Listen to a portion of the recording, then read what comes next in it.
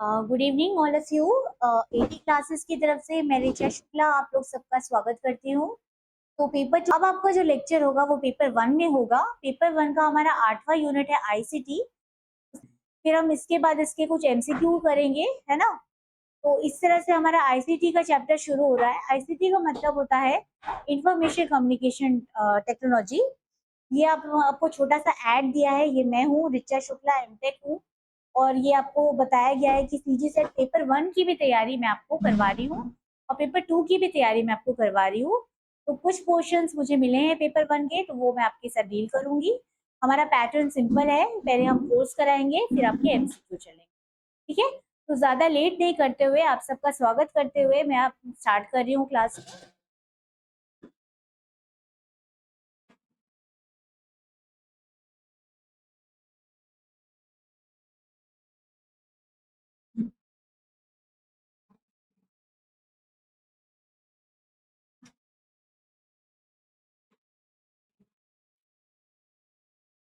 देखिए, हमने कल आईसीटी का ही लेक्चर किया था, वो इंग्लिश मीडियम वालों के लिए आपको मिल जाएगा।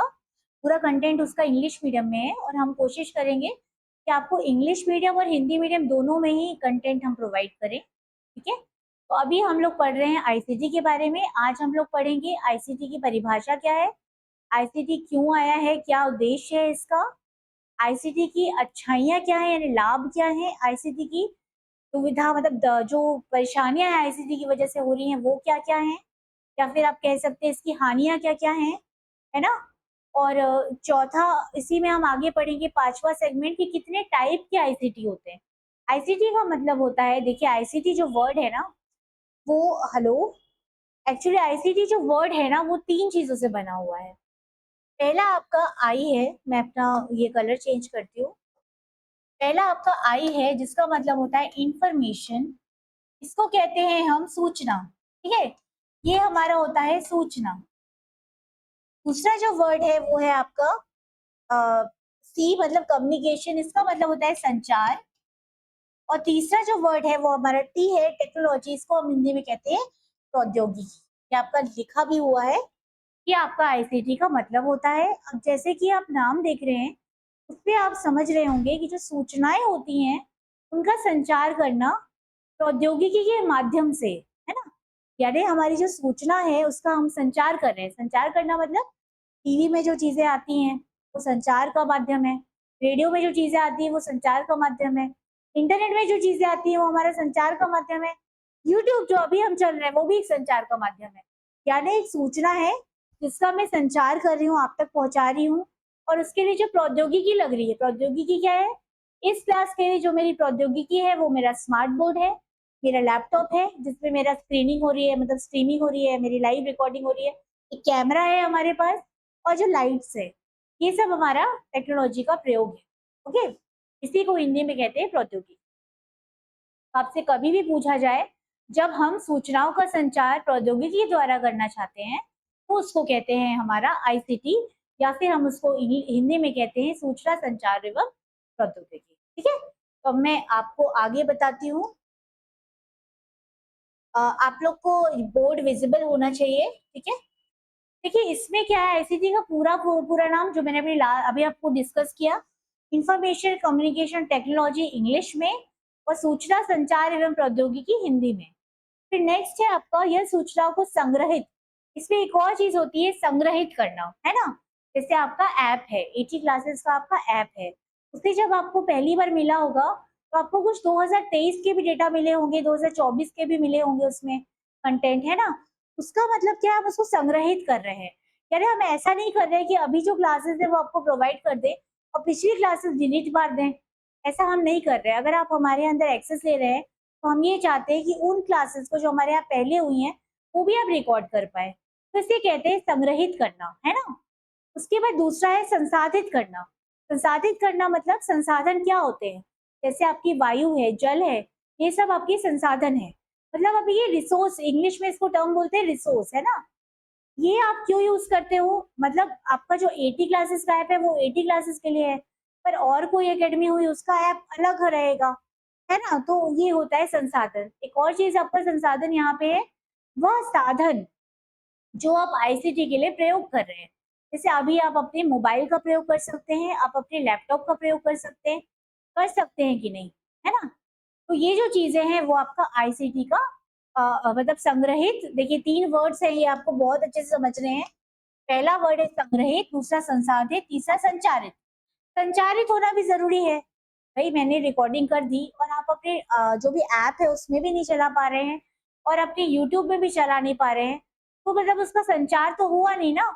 तो ये जो प्रॉब्लम होती है वो आती है जब आपका ठीक से रिकॉर्डिंग ना हुआ हो या लाइट चली गई हो, है ना? तो जो चीज़ें आपने संग्रहित की हैं, उनको आपको संसाधित करना है और उसका आपको संचार करना है, ठीक है? ये आप एग्ज़ाम में भी करते हैं, आप संग्रहित करते हैं पूरा डेटा, डेटा मतलब जितनी चीज़ें आपने पढ़ी हैं, जितने तथ्य आपने पढ़े हैं, वो सब संग्रहित करके आप एग्ज़ाम देने गए। संसाधित कैसे होना चाहिए? आप ऐसा नहीं कर सकते कि आपका जो पेपर 1 हिंदी इंग्लिश का है, उसमें आप इतिहास, भारत के इतिहास को अटेम्प्ट कर दें, ऐसा तो नहीं कर सकते। तो आपके दिमाग में बराबर खाने बने होंगे, जिसपे लिखा होगा कि ये वाला हिंदी का डेटा है, ये वाला इंग्लिश का डेटा है, ये संसाधित होता है। और संचार मतलब उसको आप माध्यम से मतलब आप उसको फाइनली आउटपुट दे रहे हैं, जब आप मेंस में जाकर उसको लिख रहे हैं, आपकी कॉपी सबमिट हो रही है, वो आपका संचार है ना? मैं आपको एक प्रैक्टिकल एग्जांपल दिया, मैं आगे बढ़ती हूँ। मेरे को मैं देखिए मैं बहुत कई बार मैं धीरे स्पीड में ज़्यादातर पढ़ाने की कोशिश करती हूँ, ताकि लोगों को समझ में आए, हिंदी मीडियम, इंग्लिश मीडियम दोनों को समझ में आए, है ना? तो अब नेक्स्ट हमारा आईसीटी जो है उसके उद्देश्य, उद्देश्य क्या है? क्यों हम प्रयोग करते हैं?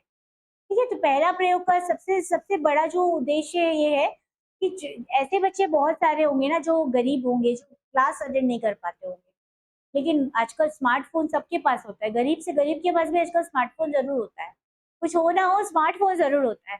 तो क्या वो यूट्यूब से जो सूचना है वो नहीं देख सकता? उसको अधिकार नहीं है पढ़ाई करने का, है ना? तो आईसीटी ने क्या किया, जो भी पढ़ाई हमारी होती है, जो भी हम पढ़ाई करते हैं, है ना, वो जो लोग नहीं भी पढ़ रहे हैं वो भी यूट्यूब के माध्यम से देख सकते हैं, ठीक है? क्या देखिए पहला जो है सूचना का आदान प्रदान, इसके टर्म्स पे आते हैं। तो सूचना का आदान प्रदान आपका आईसीटी का पहला उद्देश्य है। मतलब मेरे पास ज्ञान है, मैं इसको दूसरे को देना चाहती हूँ, इसके लिए मेरे पास विभिन्न प्लेटफॉर्म्स हैं। जैसे अभी मेरा प्लेटफॉर्म एटी क्लासेस है, ऐसे ही मेरा प्लेटफॉर्म ऐप है एटी क्लासेस का। ऐसे ही कुछ लोग का जो प्लेटफॉर्म होता है वो होता है आपका मंच, जिससे आप अपनी बातें रखते हैं, है ना? तो ये होता है आपका पहला पॉइंट। दूसरा पॉइंट है संचार को प्रभावी बनाना। मतलब प्रभावी कब होती है चीजें, जब वो चीज समझ में आए। मैं यहाँ इतनी देर से बोल रही हूँ और अगर आपको समझ में ही नहीं आएगा तो उस चीज का कोई मतलब नहीं है ना। तो उसे कहते हैं प्रभावी। प्रभावी शिक्षा बहुत जरूरी है। मतलब ऐसे लोग जो उस चीज के बारे में पढ़े हैं उनको तो समझ में आ ही जाए, जिन्होंने उसके बारे में नहीं पढ़ा है उनको भी थोड़ा समझ में आ जाए, तो ये आपको बताता है कि आप कितना ज्यादा प्रभावी हैं, है ना? दूसरा एक प्रभावी शिक्षक की निशानी होती है, वो अपने सब्जेक्ट का बहुत नॉलेज रखता है और जब वो पढ़ाता है तो मान लीजिए 100 लोग हैं जो ध्यान से पढ़ रहे हैं और कोई एक है जो नहीं दे रहा है, बस उसको समझ नहीं आएगा, या जो नहीं आता रेगुलर उसको समझ नहीं आएगा, बाकी 100 के 100 बच्चे हैं उनको समझ में आएगा। इसे कहते हैं प्रभावी, है ना? फिर तीसरा जो वर्ड है वो है शिक्षा में सुधार करना। शिक्षा में सुधार करना इसलिए इसको कहते हैं, आपको तो पता है जब कोरोना टाइम आया था, तब जो सारी जो क्लासेस होती थी वो कैसे होती थी, किस तरीके से होती थी? आपको तो पता है किस तरीके से होती थी? हमारे पास मोबाइल रहता था, उसमें हमारा सुबह-सुबह लिंक आ जाता था, ज़ूम का या फिर हमारा गूगल मीट का, और उसपे हम लोग क्लिक करते थे और हम उस क्लासेस को अटेंड करते थे, घर बैठे कर रहे थे। तो ये हमें बताता है कि शिक्षा में सुधार हो रहा है। मतलब पहले जो शिक्षा सिर्फ उन लोग को मिल पाती थी, जो बराबर प्रॉपर अटेंड करते हैं, क्लास में जाते हैं और जो डेली जाते हैं, जिनके पास कोई पैसे हैं, जो किसी निजी शिक्षक, निजी स्कूल या फिर किसी सरकारी स्कूल से जुड़े हैं, वही पढ़ सकते हैं। ऐसा अब नहीं है। आज की डेट में आपकी शिक्षा जो है वो अलग-अलग प्लेटफ़ॉर्म में आ गई है। जैसे कि आपका ई-लर्निंग है, इसके बहुत सारे ऐप्स में एक आपका ऐप आता है यूडेमी, ठीक है? एक आपका आता है इंटर्नशाला, ठीक है? ये सब चीज़ें आप लोग के पास एक्सेस आ गई है, ऑनलाइन क्लास होने लगी है। हमारी अभी ऑनलाइन क्लास चल रही है जो कि आपके ऐप पे हो रही है, ऐप और कई बार आपको यूट्यूब पे मिल रही है। फिर तीसरा जो है वो है डिजिटल सामग्री के माध्यम से शिक्षा। डिजिटल सामग्री हमारी क्या-क्या होती है? आजकल आप कोई भी नोट्स ढूँढना चाहते हो किसी भी सब्जेक्ट के, आपको ऑनलाइन मिल जाते हैं। आपको प्रश्न पत्र मिल जाते हैं जो पिछले सालों में सीजीपीएससी में आए हैं। सीजीपीएससी बाबा करके ऑप्शन है, उससे आप देख सकते हो। यूजीसी नेट की साइट जो है उस पे जाके आप यूजीसी नेट के पुराने पेपर्स डाउनलोड कर सकते हैं और कुछ-कुछ केसेस में तो आंसर की भी देख सकते हैं। तो ये जो फैसिलिटी है इसे हम आईसीटी कहते हैं, ठीक है? और इसका जो थर्ड वाला एग्जांपल है वो भी आपको समझ में आ गया होगा। अब इससे ये होता है कि कुछ बच्चे होते हैं जिनके पास पैसे की कमी होती है, तो वो तैयारी कैसे करें, उनकी हेल्प हो जाती है, उनकी मदद हो जाती है, ठीक है? अब हम नेक्स्ट बात पे आते हैं, नेक्स्ट टॉपिक ये हमारे उद्देश्य हुए, है ना? फिर हम नेक्स्ट टॉपिक पे जाते हैं। चौथा जो हमारा उद्देश्य है वो है सूचनाओं का संग्रहण एवं प्रतिप्रबंधन। मतलब देखिए आज एक आपका आईसीटी का लेक्चर जैसे मेरा वाला आ रहा है, इससे पहले भी तो बहुत सारे आईसीटी के लेक्चर आ गए होंगे। तो इसको कहते हैं डेटाबेस, इसको हम कंप्यूटर साइंस में भी पढ़ते हैं। इसमें क्या होता है, जो चीजें बनती जा रही है ना वो आपके एक पर्टिकुलर टेबल के फॉर्म में सेव होती जा रही है। जैसे आप रेलवे की ही बात कर लीजिए, तो रेलवे में क्या होता है, आज के दिन रिजर्वेशन हुआ, जैसे आज 16 मई आज रिजर्वेशन हुआ, तो 15 तारीख को जो रिजर्वेशन हुआ था वो भी उस डेटाबेस में रहता है, और 16 वाला भी रहता है, और 17 को जो होने वाला है वो भी रहता है। कई बार तो आगे की डेट का भी रिजर्वेशन उनके पास रहता है। मतलब मैं अगर यहाँ से बैठ के 18 तारीख को जबलपुर ट्रैवल करने वाली हूँ, तो रिजर्वेशन चार्ट वगैरह में मेरा नाम आना चाहिए। दूसरा जो डेटाबेस एक पर्टिकुलर रेलवे यूज कर रहा है उसमें उस चीज का अपडेशन होना चाहिए। मैंने रिजर्वेशन करा लिया है तो मेरा नाम आना चाहिए कि मेरे को रिजर्वेशन मिल गया है। समझ रहे हैं ना आप? तो सोचिए इतना ज्यादा लेवल पे हमारा डेटा का संग्रहण आज हो रहा है। इसके लिए एक चीज है जो आप पढ़ोगे आगे चल के, कंप्यूटर का टर्म है, इसको कहते हैं क्लाउड, क्लाउड कंप्यूटिंग। या फिर अगर मैं नॉर्मल एक ऐसे इंसान के हिसाब से बात करूं जो कंप्यूटर के बारे में इतना नहीं जानता, तो आप सब जो यूज करते हो, आप लोग सब अपना यूज करते हो मोबाइल। मोबाइल में देखना गूगल स्टोरेज होता है, गूगल स्टोरेज होता है वो एक तरह का ऐसा है जिसे कहते हैं क्लाउड स्टोरेज। और उसमें ऐसा होता है कि बहुत ज्यादा लेवल का, जैसे मैं व्हाट्सएप पे कोई फाइल भेजूंगी ना, तो हो सकता है अगर वो ज्यादा साइज की हो तो वो पहुंच ना पाए। लेकिन अगर मैं गूगल स्टोरेज में उस चीज को सेव करके भेजूंगी तो हो सकता है ज्यादा एमबी की भी फाइल एक टाइम पे चली जाए। उसमें भी टाइम लगता है लेकिन वो ज्यादा से ज्यादा डेटाबेस को भी भेज सकता है ना? तो ये एक तरह का एप्लीकेशन, आपका जो मोबाइल एप्लीकेशन में गूगल स्टोरेज करके होता है, आप उसको चेक कर सकते हैं। आपके जितने भी जीमेल आईडी है ना उसमें जाके आप उसको चेक भी कर सकते हैं, ठीक है? उसके बाद देखिए इसमें क्या लिखा है, संग्रहण एवं प्रबंधन। प्रबंधन का मतलब होता है मैनेज करना। जैसे हमारे इंस्टीट्यूट में इतने सारे लोग काम करते हैं, तो सबका प्रॉपर टाइम है, अलग अलग टाइम है, और अलग अलग समय पे वो लोग जाते हैं। अलग अलग टीचर्स जो है बाहर से आके हमारे यहाँ क्लासेस करते हैं, तो इन सब चीज़ों को मैनेज करना पड़ता है। आप अगर मान लीजिए एक दिन क्लास नहीं हुई आपकी इंग्लिश की, तो जो हमारे ओनर हैं या हमारे जो हेड है उनको पता होना चाहिए कि आज ये क्लास नहीं हुई है। तो इसे कहते हैं प्रबंधन। यानी आपके पास बहुत सारे संसाधन हैं, पर उसको प्रबंधन करना मतलब उसको मैनेज करना, इसको मैनेजमेंट भी कहते हैं इंग्लिश में। मतलब मेरे पास संसाधन है, मेरे पास 4 टीचर्स इस सब्जेक्ट के लिए, 4 टीचर्स उस सब्जेक्ट के लिए, क्लासेस का शेड्यूल भी बना है, टाइम भी बना है। पर अगर मेरे टीचर्स टाइम से नहीं आएंगे तो स्टूडेंट रहेंगे क्या, नहीं रहेंगे। तो ये जो चीज़ है इसको कहते हैं प्रबंधन। और ये वही इंसान कर सकता है जो बहुत सारे कार्यों को एक साथ करने की क्षमता रखता हो, है ना? तो यहाँ पे क्या हो रहा है, हमारे पास बहुत सारी सूचना है, उसका प्रबंधन भी तो जरूरी है। बात वही है, मैं कंप्यूटर का कुछ डिटेल ढूंढ रही हूँ और डेटाबेस मुझे बायोटेक्नोलॉजी का कोई डिटेल बता रहा है, तो ये तो गलत हो जाएगा। तो इसीलिए तो इतने सारे संग्रहित हमारे पास डाटा है, उसका हमको एक ऐसा रूप बना के रखना पड़ेगा, प्रबंधन कहते हैं जिसे।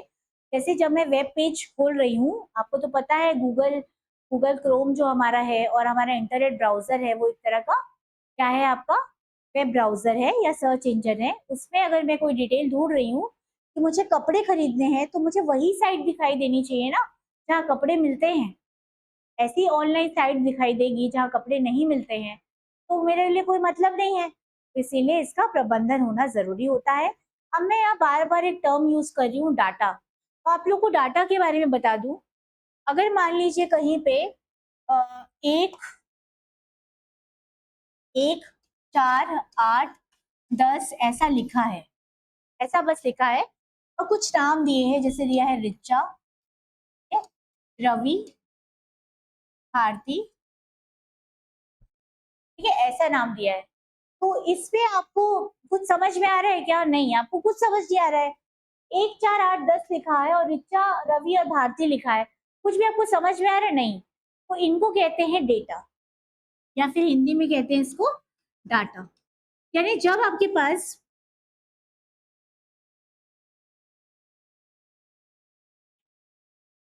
डाटा, ठीक है, जब आपके पास चीजें दी हो लेकिन वो प्रॉपर जुड़ी नहीं हुई हो, ठीक है।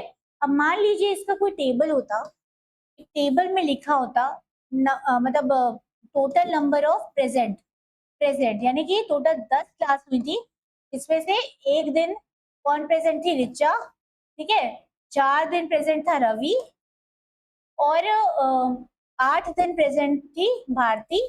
अब हम इसमें एक नाम और रख देते हैं, सपोज हम रखते हैं प्रियंका, है ना। तो प्रियंका जो है वो 10 दिन प्रेजेंट थी, यानी 10 में से 10 जो अटेंडेंस है वो प्रियंका की हुई और ये 100% है, ठीक है। तो इससे आपको कुछ तथ्य मिल रहा है ना, इससे आपको समझ में आ रहा है ना कुछ, इसको कहते हैं सूचना, तो कहते हैं सूचना, ठीक है। अब देखिए आगे आते हैं, आगे यहाँ पे लिखा हुआ है सूचना का संग्रहण एवं प्रबंधन, अब आपको समझ में आ गया। अब इसके एप्लीकेशन थोड़ा सा देख लेते हैं, ठीक है, क्योंकि ये इसे एग्जाम में पूछा जाता है।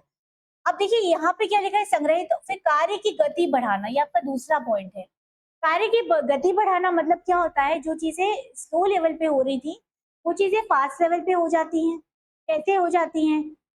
जैसे मान लीजिए आप कंप्यूटर का प्रयोग करके कोई चीज सॉल्व करते हैं या क्वेश्चन को हल करते हैं, और वही क्या करते हैं, आप कंप्यूटर का प्रयोग नहीं करते हैं, तो क्या होता है? चीजों में टाइम लगता है ना। अब हर कोई शकुंतला देवी तो नहीं होता, जो आपकी मूवी आई थी जिसमें वो मैथ्स की कैलकुलेशन तुरंत मुंह से बोल के जल्दी जल्दी कर लेती थी, ऐसा हर कोई तो नहीं होता है। तो क्या होता है, जब हमको बड़े बड़े कैलकुलेशंस करने पड़ते हैं तब हमें कंप्यूटर का प्रयोग करना पड़ता है, ठीक है। एक चीज बता रही हूँ आपको, डेटाबेस मैनेजमेंट सिस्टम एक ऐसी चीज है जिसमें मैंने तुरंत मान लीजिए डाला, जैसे मान लीजिए इसी टेबल का जो मैंने अभी बनाया था उसमें डाला कि प्रियंका की अटेंडेंस कितनी है, तो तुरंत रिपोर्ट बना के दे देगा कि उसकी अटेंडेंस 100% है। तो ये जो चीज है ना, ये जो जैसे ही मेरे को मान लीजिए मैं किसी ट्रेन में ट्रेन रिजर्वेशन के लिए काम कर रही हूँ, मैं टीटी हूँ, मुझे रिपोर्ट चाहिए कि आज कितने जो पैसेंजर्स है वो उत्कल में कितने पैसेंजर्स थे, उसका जो डिटेल है वो डायरेक्ट मुझे प्रोड्यूस करके दे देगा। मुझे पूरा डेटाबेस छानने की जरूरत नहीं है ना। तो जो मेरा कार्य है वो प्रगति में है, यानी मुझे जल्दी चीजों का रिजल्ट मिल जा रहा है, नतीजा मिल जा रहा है ना। जैसे आपका रिजल्ट जब यूजीसी नेट का आता है तो कितने सारे लोग का आता है, जो नहीं निकले उनका भी आता है, जो निकले उनका भी आता है। आपको बस क्या करना पड़ता है, अपना एप्लीकेशन नंबर डालना पड़ता है, आपका जो पासवर्ड आपने सेट किया था वो डालना पड़ता है, और आप लोग को एंटर मारना होता है, आपको पूरा डेटाबेस। कभी कभी कैप्चा कोड भी पूछता है, वो भी पूछता है, उसके बारे में भी हम आगे बात करेंगे, है ना। तो ये होता है कार्य की गति बढ़ाना। और तीसरा जो पॉइंट है वो है व्यापार और उद्योग का विकास करना। व्यापार और उद्योग का विकास कैसे होता है? आप कहीं आपने मान लीजिए नया बिजनेस खोला, है ना, आपने मान लीजिए डांस क्लासेस खोली या एरोबिक्स क्लासेस खोली। अब आप उसका ऐड कैसे करोगे? पहले जमाने में ऐड का एक ही साधन था, आप जाते हैं न्यूज़पेपर में जाके ऐड देके आ जाते हैं, बस वही एक साधन था।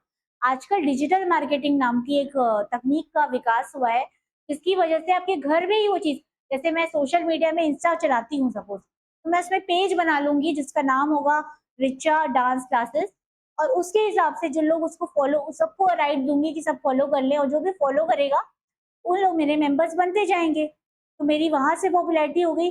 फिर फेसबुक में भी पेज बन जाता है, उसके थ्रू भी होती है, फिर व्हाट्सएप की स्टेटस भी लगा के भी होती है ना। एक और चौथा चीज बता रही हूँ, जस्ट चाइल्ड में अगर आप रजिस्टर कर देते हैं तो डायरेक्ट आपके लिंक पे भी कोई क्लिक करता है ना, तो आपको एक फोन आ जाता है कि आपने इस पर्टिकुलर क्लासेस के लिए इंक्वायरी की थी। तो ये जो सब तकनीक है ना, इसको हम लोग कहते हैं, इसको हम लोग एक तरह का ई कॉमर्स कहते हैं, ठीक है। तो ये चीज आपका व्यापार में यूज होता है ना, तो एक तरह से व्यापार में बढ़ाने के लिए यूज हुआ। उसके बाद नेक्स्ट है आपका ऑनलाइन बैंकिंग। आप पहले क्या करते थे, बैंक में जाके आप विड्रॉल करते थे, डिपॉजिट करते थे, आज भी कुछ लोग जाते हैं, ऐसा नहीं है। पर आजकल जब वो चीज घर से अवेलेबल है तो आपको जाने की जरूरत नहीं है ना। आप ऑफिस में काम करते हैं, आपको छुट्टी लेके जाना पड़ता है कि मुझे बैंक जाना है और काम करा के आना पड़ता है। तो आजकल क्या होता है, चाहे पंजाब नेशनल बैंक हो, चाहे एचडीएफसी हो, चाहे एसबीआई हो, सबने अपना अपना कुछ ऐप बना लिया है जिससे आप डायरेक्ट ऑनलाइन बैंकिंग कर सकते हैं। बैंक ऑफ इंडिया में भी यही फैसिलिटी है, बैंक ऑफ बड़ौदा में भी ये फैसिलिटी, ठीक है। उससे आप डायरेक्ट अपना पैसे का ट्रांजैक्शन कर सकते हैं, विड्रॉल कर सकते हैं, एनईएफटी और आरटीजीएस भी कर सकते हैं, ठीक है। और तीसरा जो टॉपिक है वो है डिजिटल सेवाओं को बढ़ाना देना। डिजिटल सेवाएं क्या क्या होती हैं? आपको आधार कार्ड बनाना है।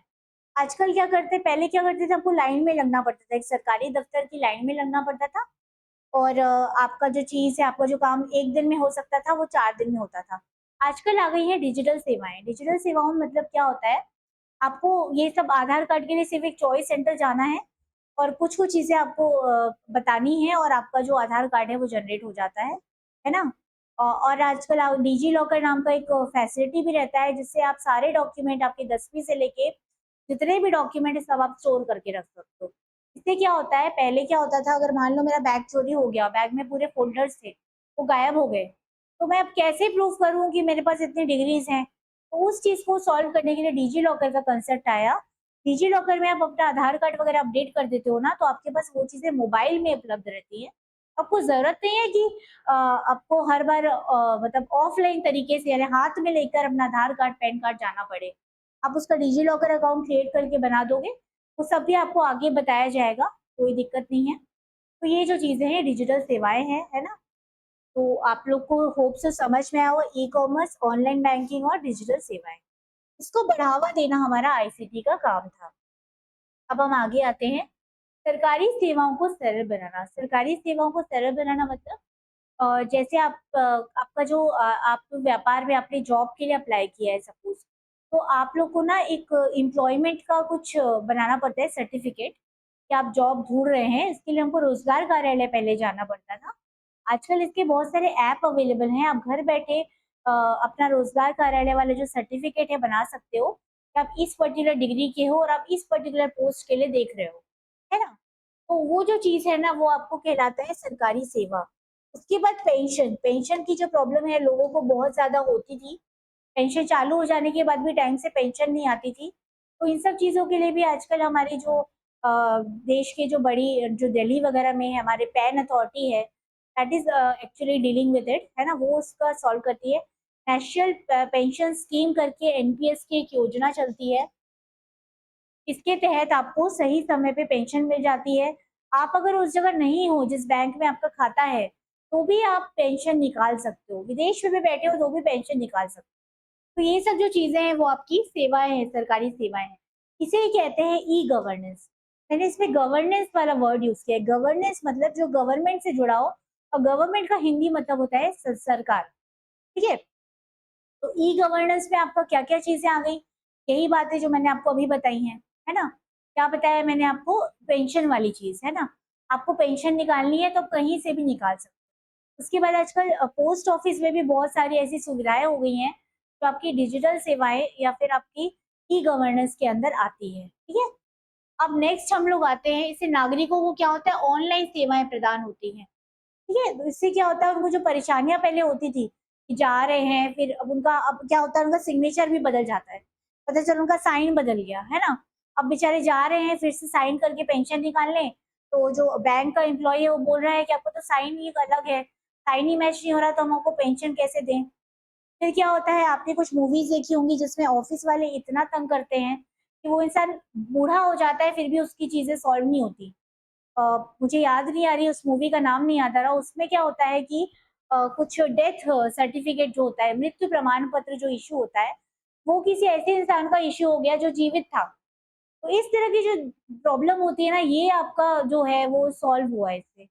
मेरे खुद के कुछ लोग के ऐसा भी होता है कि जन्म किसी दिन हुआ है और जो बर्थ सर्टिफिकेट है उसमें कुछ और लिखा है, ठीक है। फिर हम आगे आते हैं, तो ये जो सारी सेवाएं मैंने आपको बताई है ई गवर्नेंस की सेवाएं हैं। फिर वैश्विक संपर्क स्थापित करना, वैश्विक संपर्क स्थापित करने का सबसे अच्छा माध्यम है आज की डेट पे, वो है स्काइप।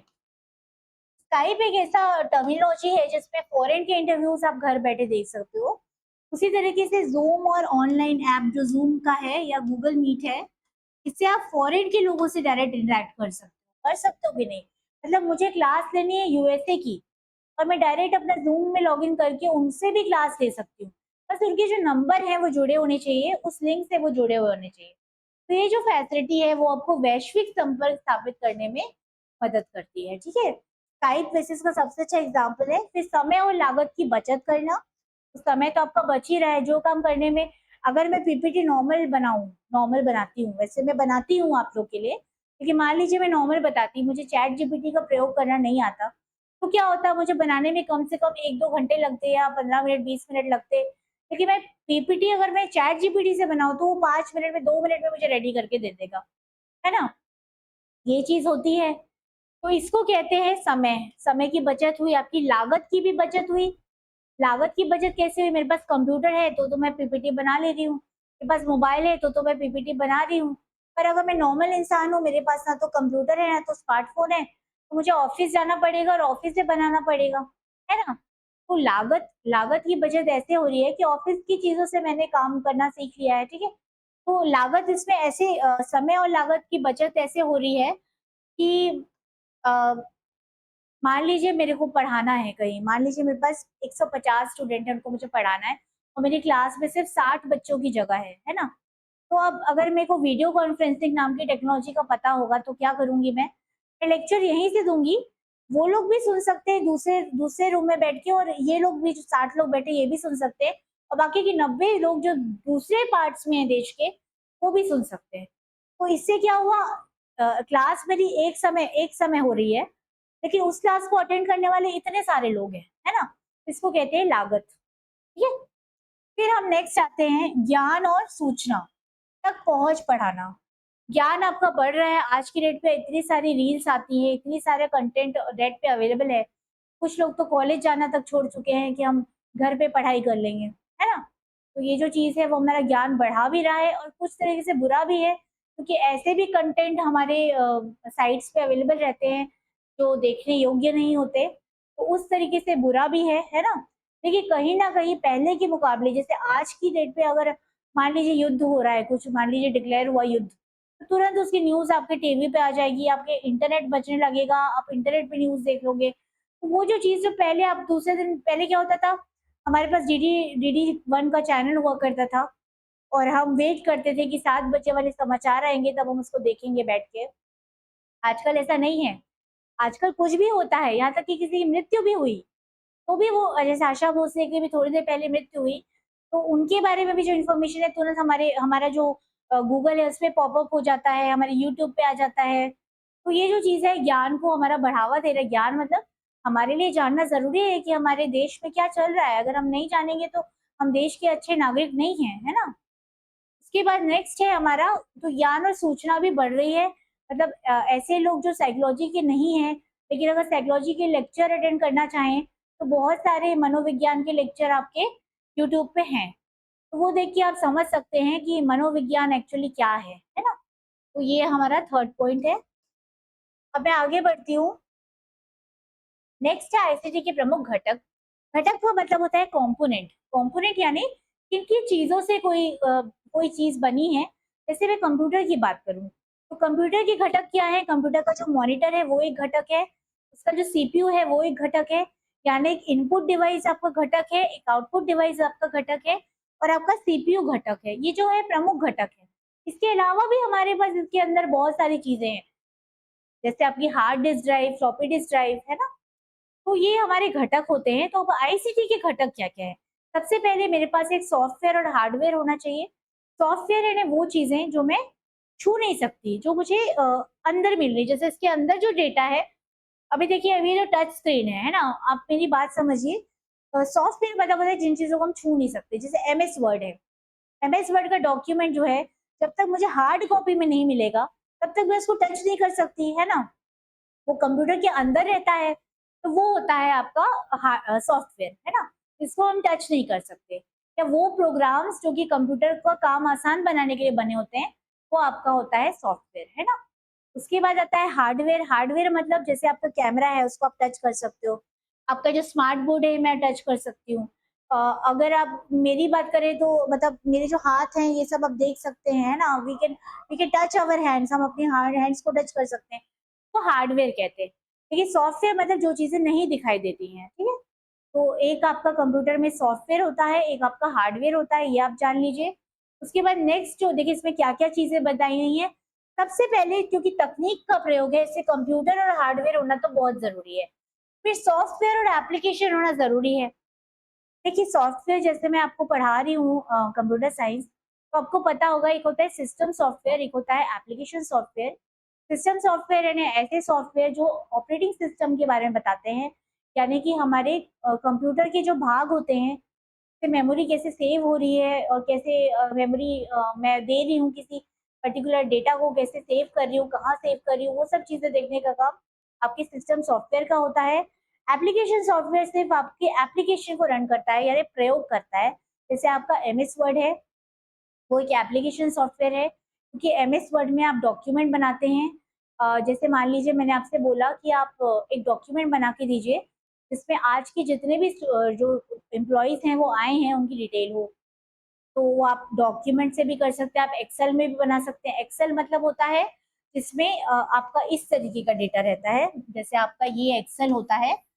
जैसे मान लीजिए आपको 10 स्टूडेंट का लिस्ट बनाना है, तो मान लीजिए सीरियल नंबर हो गया, 1, 2, 3 आपका लिस्ट हो गया, नेम हो गया, स्टूडेंट का नाम हो गया, उसके बाद उनका जो मार्क्स आया है, टोटल मार्क्स हो गया, है ना? उसके बाद उनका एवरेज आया, एवरेज मतलब औसत हो गया, प्रतिशत आया आपने निकाला, ठीक है? तो ये आपका हो गया एक्सेल, ये भी एक तरह का क्या है?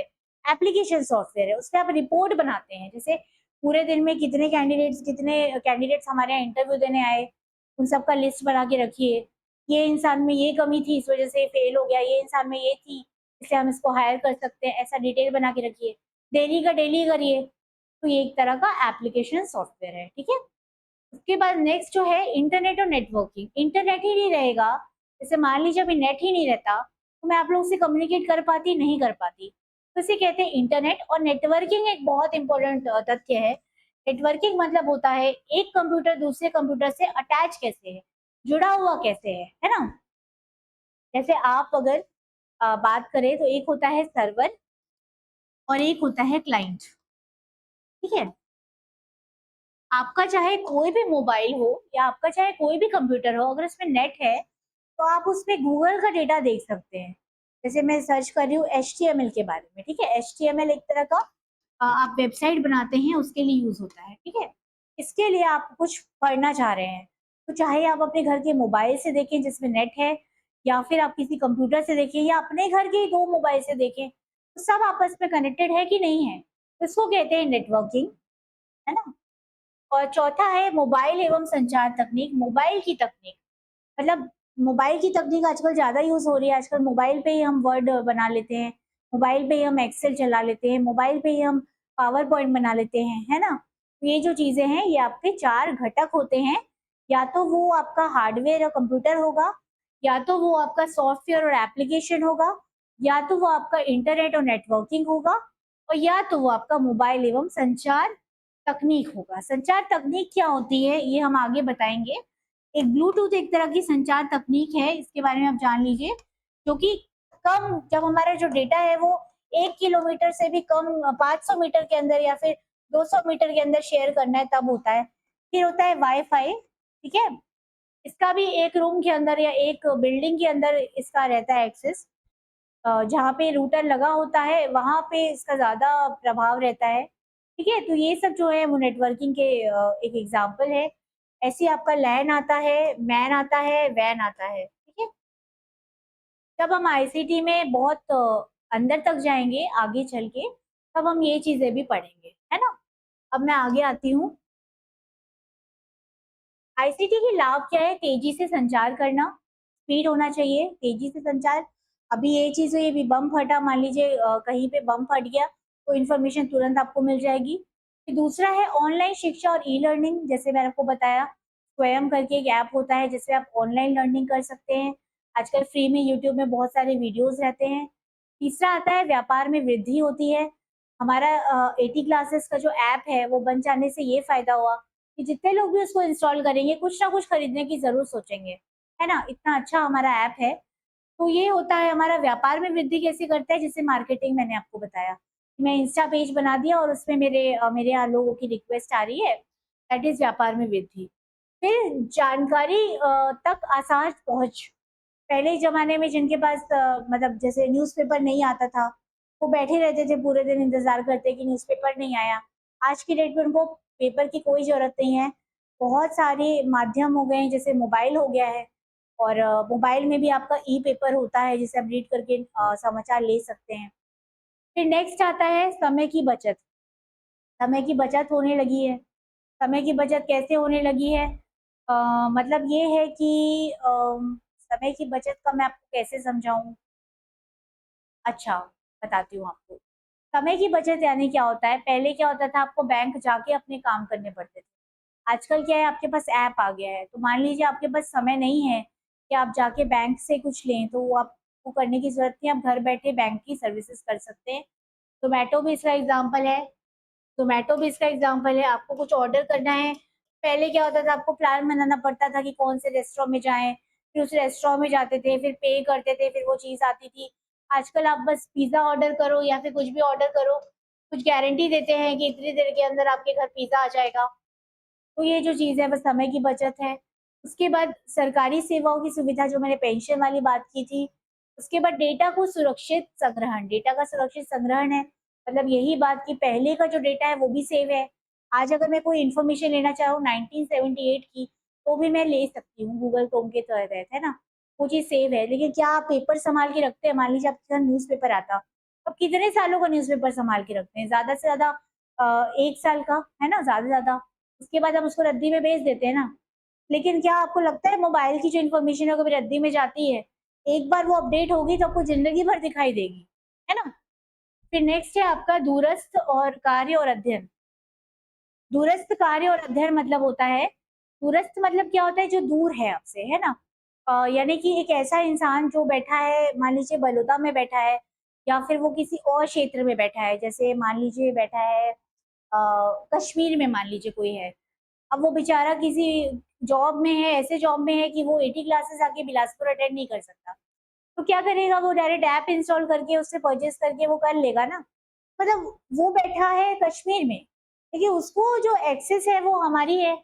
ये होती है आपकी दूरस्थ कार्य और अध्ययन। यानी आप अगर नहीं भी जा रहे हैं, क्लास अटेंड नहीं भी कर पा रहे हैं, तो भी आपके पास सुविधा है कि आप उसको समझ सकते हैं। फिर मनोरंजन के साधन भी बहुत बढ़ गए हैं। जब भी आप चाहे सॉन्ग सुन सकते हैं, आपके पास बहुत सारे ऐप आ गए हैं, जैसे स्पॉटिफ़ाई हो गया, आपका गाना हो गया, है ना? इससे आप गाने सुन सकते हैं। वैश्विक संपर्क मतलब आज मेरी मेरे साथ क्या हो रहा है, मैं एक मान लीजिए मेरे फॉरेन में मेरे कुछ मेरे मान लीजिए रिलेटिव्स रहते हैं, यूएसए वगैरह में रहते हैं। मैं उनको कॉल करके डायरेक्ट पूछ सकती हूँ ना, आप कैसे हैं, क्या है? अब पहले क्या होता था, हम मोबाइल लगाते थे, अब आपको भी पता है उसको कहते हैं आईएसडी कॉल। आईएसडी कॉल में इतना पैसा कटता है, 1-1 घंटे में 1-1 मिनट में बहुत पैसा कटता है। लेकिन आजकल हम व्हाट्सएप के थ्रू कॉल करके डायरेक्ट बात कर सकते हैं। हमें ज़रूरी नहीं है कि वहाँ जाकर उनसे मिलें, है ना? तो ये जो चीज़ें हैं, ये हमारा फ़ायदा है। रिपीट करती हूँ, तेज़ी से संचार, ऑनलाइन शिक्षा और ई-लर्निंग, व्यापार में वृद्धि, जानकारी तक आसान पहुँच, समय की बचत, सरकारी सेवाओं में सुविधा, डेटा को सुरक्षित संग्रहण, दूरस्थ कार्य और अध्ययन और मनोरंजन के साधन और वैश्विक संपर्क। अब नेक्स्ट जो हमारे टॉपिक है वो है आईसीटी के उपयोग। आईसीटी के उपयोग 4 जगह होते हैं, ठीक है? पहला आपका है शिक्षा में, तो शिक्षा में तो आपको बहुत ज़्यादा बता चुकी हूँ मैं अभी तक। स्वास्थ्य में भी बहुत एप्लीकेशन होते हैं। देखिए आजकल ऐसे ऐप आ गए हैं, जिनके थ्रू आप मेडिसिन घर बैठे मँगा सकते हैं और इनकी जो ज़्यादा प्रयोग होता था वो कोरोना टाइम पे शुरू हुआ था, है ना? क्योंकि कोरोना में आपको तो पता था कि एक इंसान दूसरे के घर नहीं जा सकता था। को दूरी रखना है, तो दवाई दुकान कैसे जाएगा, है ना? वहाँ पे भी तो उसको दूरी बनाए रखना है। लॉकडाउन जैसी चीज़ें हमने सही है, जब हम घर से बाहर नहीं निकल सकते थे। तो ऐसे में दवाइयाँ कैसे मँगाएँगे? तो हमारे पास कुछ ऐप्स होते हैं जिसके थ्रू हम दवाइयाँ मँगा सकते हैं। फिर आजकल क्या होता है, आपका कुछ ऐसा होता है, आपको अपॉइंटमेंट लेना है मान लीजिए डॉक्टर से, तो वो जो सुविधाएँ हैं वो भी आपको स्वास्थ्य संबंधी सुविधा आपको मिल जाती है। उसके बाद जब आपने कोरोना काल देखा होगा, तब आपने ये भी देखा होगा कि हमको रजिस्टर करना पड़ता था कि हम इस केंद्र से जाके अपना जो वैक्सीन है वो लेंगे। कोवैक्सीन और कोविशील्ड निकली थी और आपको ना कुछ ऐप्स होते थे जो आपके सीजी व्यापम में, जैसे छत्तीसगढ़ में सीजी व्यापम के कुछ ऐप होते थे, उसके थ्रू जाकर मुझे अपना अपॉइंटमेंट लेना पड़ता था और जाना पड़ता था। तो अगर वो चीज़ें उस समय डिजिटल नहीं हुई होती या फिर कंप्यूटर से जुड़ी नहीं होती, तो क्या हम उस समय ठीक हो पाते और आज यहाँ तक आ पाते? नहीं आ पाते ना। तो इसको कहते हैं स्वास्थ्य संबंधी, है ना? टेलीमेडिसिन और डिजिटल रिकॉर्ड, ये इसका एग्ज़ाम्पल है। डिजिटल रिकॉर्ड भी एक बहुत इम्पोर्टेंट टॉपिक है। अगर मैं किसी हॉस्पिटल में एडमिट हुई हूँ, तो मेरे से पहले जितने लोग एडमिट हुए थे उनके बारे में भी कुछ डिटेल होती है।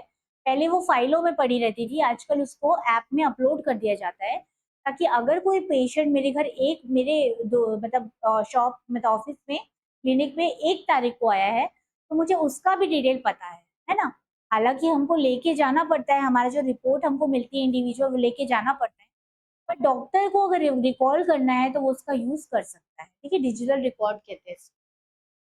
फिर व्यापार में तो मैं आपको बता चुकी हूँ, सरकार का भी मैं आपको बता दी हूँ, पेंशन की सेवाएँ हो गई और बहुत सारी ऑनलाइन बैंकिंग की सुविधाएँ हो गई, ये सब आपका इसमें आता है। इसको कहते हैं ई-गवर्नेंस, आप ये टर्म याद रखिए ई-गवर्नेंस, है ना? ये जो ऐप बना था कोरोना के टाइम पे वो भी एक ई-गवर्नेंस का पार्ट था, एक गवर्नमेंट का ऐप था, है ना? उसके बाद हम नेक्स्ट पे आते हैं आईसीटी की हानियाँ। तो कुछ हानियाँ तो मैं आपको अभी बता देती हूँ। सबसे पहली हानि क्या है? लोगों का कंप्यूटर एक-दूसरे से बात करना कम हो गया है, बाहर जाके खेलना बंद हो गया है, लोग ऑनलाइन ही रहते हैं और चीज़ों को ऑनलाइन एक्सेस करते रहते हैं, मतलब बस ऑनलाइन, ऑनलाइन करना है उनको, जाना नहीं है कहीं बाहर खेलने, है ना? तो ये जो चीज़ें हैं हुई हैं। दूसरा, बहुत ज़्यादा कंटेंट होने की वज़ह से वो कई बार गलत यूज़ कर लेते हैं, जैसे फ्रॉड वग़ैरह। आप देखिए आज की डेट में कितना फ्रॉड बढ़ गया है। लोग ओटीपी का ही गलत यूज़ कर लेंगे, जैसे मान लीजिए आपका फ़ोन किसी के पास चला गया और आपका कुछ ओटीपी आया, उसको ओटीपी पता चल गया, तो वो उससे आपका पूरा डेटा निकाल सकता है, पूरा बैंक अकाउंट खाली कर सकता है। तो ये सब प्रॉब्लम्स आईसीटी की वज़ह से आई।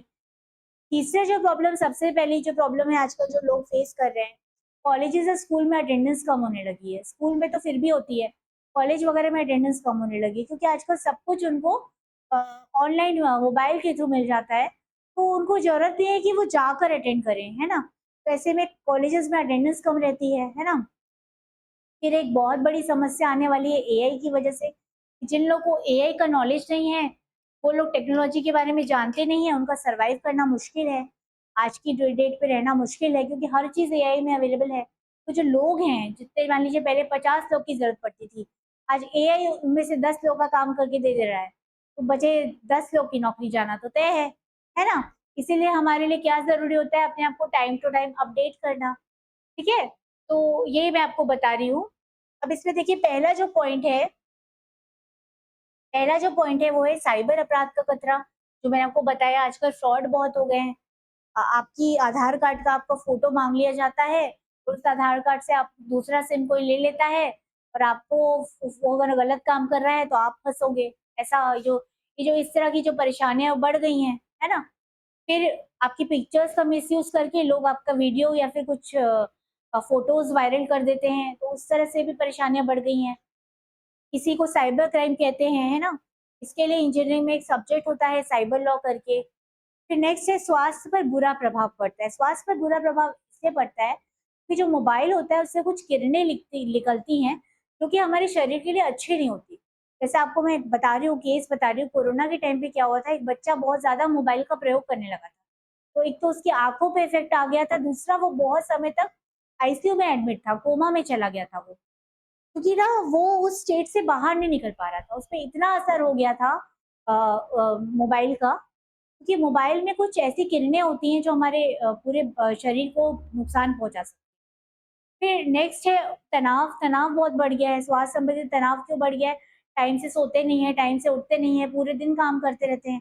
पहले क्या होता था, वर्क फ्रॉम होम नाम का कांसेप्ट ही नहीं होता था। हमें ऑफिस आना है, इतने से इतने हमारा काम है, घर जाके आराम है। लेकिन अब तो ऐसा नहीं है, घर जाके भी लोग मोबाइल पे लगे रहते हैं क्योंकि बॉस को पता नहीं कब दौरा पड़ जाए और कब मीटिंग रख दे, पता चला रात को 10 बजे मीटिंग रख दिया। अब क्योंकि हमारे पास ऑनलाइन की सुविधा है, तो 10 बजे ऑनलाइन हो गया, उससे मीटिंग हमको अटेंड करनी पड़ेगी। तो जो सोना होता था टाइम से, जो उठना होता था टाइम से, सब खराब हो गया, है ना? बेरोज़गारी में वृद्धि, जैसा कि मैंने आपको बताया एआई के आने से बहुत सारे लोग का एम्प्लॉयमेंट जा सकता है, रोज़गार जा सकता है। एआई अच्छी चीज़ है क्योंकि हमारा काम तुरंत करके देता है, पर वो जल्दी ही इंसानों को रिप्लेस भी कर सकता है, ठीक है। फिर नेक्स्ट टॉपिक है हमारा समय की बर्बादी। मैं रील्स में देखने बैठी, मतलब मान लो कोई लड़की है युवावस्था में, किशोरावस्था में है, वो रील्स देखने बैठी इंस्टाग्राम में, सोची कि 1 घंटे बाद पढ़ाई करेगी, पूरे समय वो रील्स ही देख रही है, पता ही नहीं चला 3-4 घंटे कब हो गए। तो ये जो चीजें हैं ये होने लगी हैं। फिर आपका नेक्स्ट आता है गोपनीयता की समस्या। गोपनीयता की समस्या मतलब ये होता है, जैसे आप मान लीजिए कहीं फोन करके बात की आपने, अब उस बंदे के पास कॉल रिकॉर्डर है, उस चीज को रिकॉर्ड कर लेगा ना वो, है ना, रिकॉर्ड कर लेगा तो वो क्या करे, उस पर्टिकुलर रिकॉर्डिंग का वो किसी भी तरह प्रयोग कर सकता है। तो ये गोपनीयता जो हमारी है वो समस्या हो गई गोपनीयता की। ठीक है, ऐसे अगर आपने अपने पासवर्ड नहीं लगाया अपने कंप्यूटर में, तो आपकी जो डिटेल्स है वो कोई भी देख सकता है ना। उसके बाद नेक्स्ट क्या है, तकनीक पर अत्यधिक निर्भरता बढ़ गई है। हमारी जो तकनीक पे निर्भरता बढ़ गई है, आजकल रोटी बनाने के लिए भी रोटी मेकर आ गया है, जो कि एक तकनीक है। ऐसा दूर नहीं है जब हमारे पास कोई एप्लीकेशन आ जाएगा जिससे हम खाना बना सके, है ना। तो बहुत ज्यादा तकनीक पे निर्भर होने से क्या होता है, जैसे आपको मैं बताऊं, पहले के जमाने में लोग एक दूसरे से शाम के समय खासकर महिलाएं एक दूसरे से मिलती थी, एक दूसरे की समस्या एक दूसरे को बताती थी। आज आप मेगा सिटीज में देखो, लोग अपने घर में घुसे रहते हैं, मोबाइल में पड़े रहते हैं, इंटरनेट पे घुसे रहते हैं, अपनी जिंदगी में मसले, पड़ोसी का पता नहीं रहता कि पड़ोसी के घर में क्या चल रहा है। देखिए, कुछ चीजों में जानना जरूरी नहीं होता, पर कुछ चीजों में जानना भी तो जरूरी होता है। उसके घर कौन खत्म हुआ, कौन किसका जन्म हुआ, इतना तो जानना जरूरी होता है ना। तो तकनीक पे अत्यधिक निर्भरता ने हमको वीक बना दिया है, ठीक है। जैसे कि आपकी ओला की स्कूटर, ओला की जो वो बाइक होती है, उसका जो चार्जिंग होता है वो इलेक्ट्रिसिटी से होता है। हम पहले किसमें हमारा गाड़ियां चलती थी, फ्यूल में चलती थी, पेट्रोल डीजल नहीं रहा तो हम नहीं चला पाएंगे। पर इलेक्ट्रिसिटी नहीं रहेगी तो क्या वो ओला वाला अपना चार्ज करके निकल सकेगा? नहीं निकल सकेगा ना। तो ये होता है तकनीक पर अत्यधिक निर्भरता। फिर जो नेक्स्ट जो हमारा टॉपिक है वो है गलत जानकारी का प्रसार। यानी कई बार आप देख रहे हैं यूट्यूब में वीडियो आ जाता है कि ये पर्टिकुलर हस्ती नहीं रहे, या ये पर्टिकुलर हस्ती का एक्सीडेंट में डेथ, और बाद में आपको पता चलता है ऐसा कुछ नहीं हुआ है। तो इस तरह जो फेक न्यूज होती है ना किसी के बारे में, ऐसी न्यूज जो है ही नहीं सकती, वो ज्यादा फैलने लगी है आजकल। रूमर्स कहते हैं जिसको, अफवाहें कहते हैं इसको, ठीक है। फिर अब आती है ऐसी की अधिगम श्रेणियां। अधिगम मतलब होता है सीखना। अधिगम को इंग्लिश में कहते हैं लर्निंग। आपका जो अधिगम है इसको इंग्लिश में कहते हैं लर्निंग। इसकी अलग अलग श्रेणियां होती हैं, इसके अलग अलग तथ्य होते हैं जो आपको जानना जरूरी है। ये पहला आता है ई लर्निंग। ई लर्निंग मतलब मैंने आपको जैसे बताया, ऑनलाइन क्लासेस होने लगी हैं आजकल, वीडियो लेक्चर अवेलेबल होने लगे हैं, डिजिटल नोट्स मिलने लगे हैं। इसका सबसे बड़ा एग्जांपल आपका 80 क्लास का लैब ऐप है ना। फिर दूसरा है आपका मोबाइल लर्निंग, वो भी आपका मोबाइल लर्निंग का भी पार्ट है ई लर्निंग, क्योंकि मोबाइल में ही आप सीख रहे हैं ऐप डाउनलोड करके। आप अपने लैपटॉप से भी कनेक्ट कर सकते हैं, है ना। तो मोबाइल लर्निंग का उदाहरण होता है मोबाइल ऐप में पढ़ाई। यूट्यूब लर्निंग जो हो रही है, यूट्यूब में आप सब कुछ सीख रहे हैं, ठीक है। फिर आपका एजुकेशनल ऐप है, फिर आपका एजुकेशनल ऐप है जिसका एग्जांपल है आपका स्वयं। स्वयं एक एजुकेशनल ऐप है। यूडेमी जो मैंने आपको पहले बताया था, ये भी एक एजुकेशनल ऐप है। इंटर्नशाला, ये भी एक तरह का एजुकेशन ऐप है, ठीक है। तो ये सब चीजें जो हैं, बाईजू, हमारा बाईजूस है, ये भी एक एप्लीकेशन ऐप है। ग्रेड अप है, ये सब एग्जाम की तैयारी कराता है। अन अकेडमी है ना। तो ये सब जो है हमारे मोबाइल ऐप्स हैं जिससे हम पढ़ाई कर सकते हैं घर बैठे। फिर हम आगे आते हैं, ब्लेंडेड लर्निंग। ब्लेंडेड लर्निंग मतलब पारंपरिक शिक्षा और ऑनलाइन शिक्षा का मिश्रण, ठीक है। जैसे कक्षा का शिक्षण भी है ना, और ऑनलाइन क्लासेस का भी शिक्षण है। जैसे आप बाइजू ऐप में जुड़िए, है ना, मैं आपको बता रही हूँ। बाइजू ऐप में ऐसा होता है कि आपका जो रोज क्लास होता है उसका एक टेस्ट आपको शाम तक देना होता है ना। दूसरा तरीका ये होता है, उसका पीडीएफ नोट भी आपको अवेलेबल हो जाता है ना। तो इसमें क्या माध्यम होता है, आप ऑफलाइन भी अटेंड करते हैं और आपको ऑनलाइन एक्सेस भी मिलता है, ठीक है। उसके बाद इसमें असाइनमेंट भी मिलता है आपको। जैसे अगर मैं NMIMS से MBA करती हूँ, तो कुछ पर्टिकुलर असाइनमेंट होगा जो मुझे उसके डिजिटल प्लेटफॉर्म पे, जो आपका साइट है उस पर मिलेगा, और मुझे उसको फिनिश करके जमा करना पड़ेगा। उसके बाद ही मेरा एग्जाम होगा। एग्जाम में मेरा घर बैठे होगा। अगर मैं बैंगलोर से MBA कर रही हूँ मुझे बैंगलोर जाकर एग्जाम देने की जरूरत नहीं, मैं अपने घर से एग्जाम दे सकती हूँ। तो ये जो सुविधा है, इस तरह की जो सुविधा होती है जिसमें कक्षा का शिक्षण, यानी इसमें ऑफलाइन क्लास भी है, ऑफलाइन क्लास भी है और ऑनलाइन क्लास भी है, ठीक है। इस तरह का जो संगम होता है उसको ब्लेंडेड लर्निंग कहते हैं, ठीक है।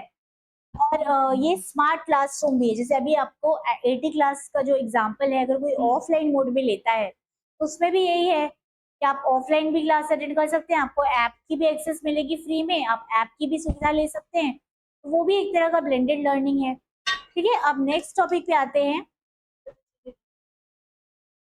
Distance learning. डिस्टेंस लर्निंग मतलब ये होता है कि मैं आज मतलब इग्नू से, जैसे इग्नू जैसी यूनिवर्सिटीज जो होती हैं, इग्नू का फुल फॉर्म होता है Indira Gandhi national open university, Indira Gandhi national open university.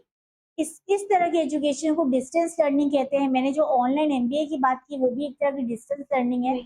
Online learning मतलब मेरे को जाकर एमबीए के लिए पूरा रोज रोज कॉलेज जाकर अटेंड करने की जरूरत नहीं है, नौकरी के साथ एमबीए कर सकती हूँ, मतलब नौकरी के साथ मैं उस कोर्स को कर सकती हूँ, तो इसको कहते हैं डिस्टेंस लर्निंग, है ना।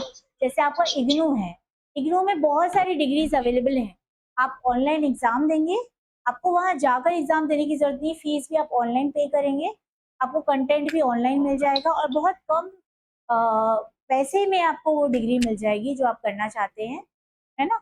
इसको कहते हैं मुक्त विश्वविद्यालय। इस तरह के जो विश्वविद्यालय होते हैं मुक्त विश्वविद्यालय कहते हैं, ठीक है। उसके बाद दूर रहकर तकनीक की सहायता से शिक्षा प्राप्त करना इग्नू और ओपन यूनिवर्सिटीज का सबसे बड़ा एग्जाम्पल है ना। इसे ओपन लर्निंग भी कहते हैं। जैसे अगर आपको क्वेश्चन पूछा जाए कि डिस्टेंस लर्निंग की जगह आपको ओपन लर्निंग दिया जाए तो भी ये इसका आंसर हो सकता है, ठीक है। तो आई होप आप समझ गए होंगे।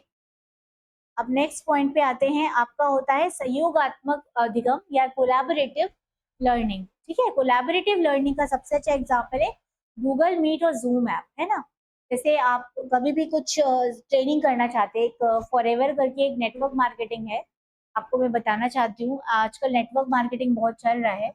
तो फॉरएवर एक ऐसा ब्रांड है, वो क्या करता है आपका, वो सिखाता है आपको, है ना, कि आपको मार्केटिंग कैसे करनी है। मार्केटिंग मतलब किसी चीज को आपको प्रयोग करवाना है, मान लीजिए बहुत सारे लोग को जोड़ना है अपने साथ और उसको बिकवाना है, उस तरह की चीज आपको करनी है। तो फॉरएवर एक ऐसा प्रोडक्ट है जिसमें नेटवर्क मार्केटिंग होती है।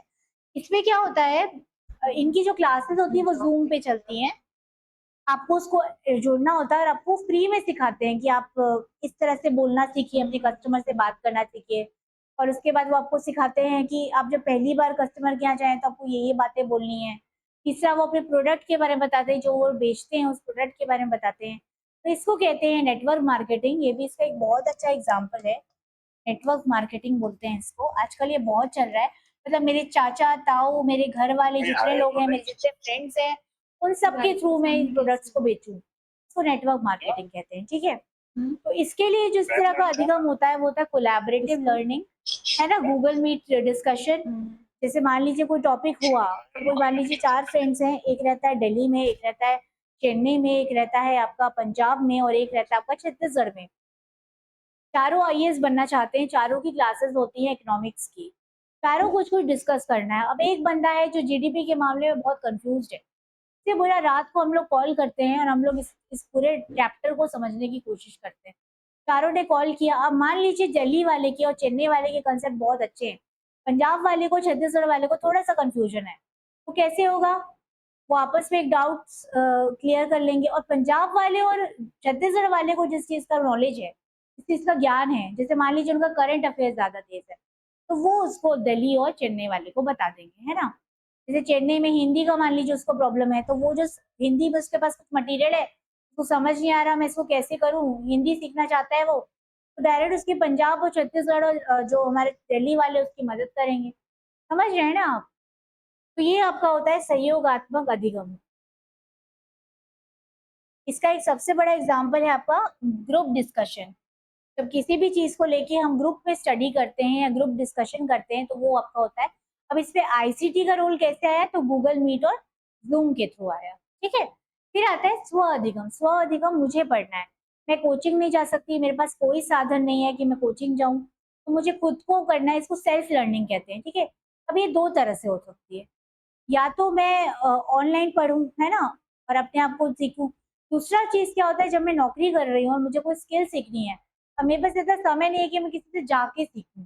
तो मेरे पास ऐसे बहुत सारे ऐप होते हैं जिनके थ्रू मैं उसको सीख सकती हूँ। उसका एग्ज़ाम्पल मैंने आपको दिया था, इंटर्नशाला और यूडेमी करके, इन्हें आपको 2 एग्ज़ाम्पल दिया था। एक और एग्ज़ाम्पल दे रही हूँ मैं आपको, डुओलिंगो करके एक ऐप होता है।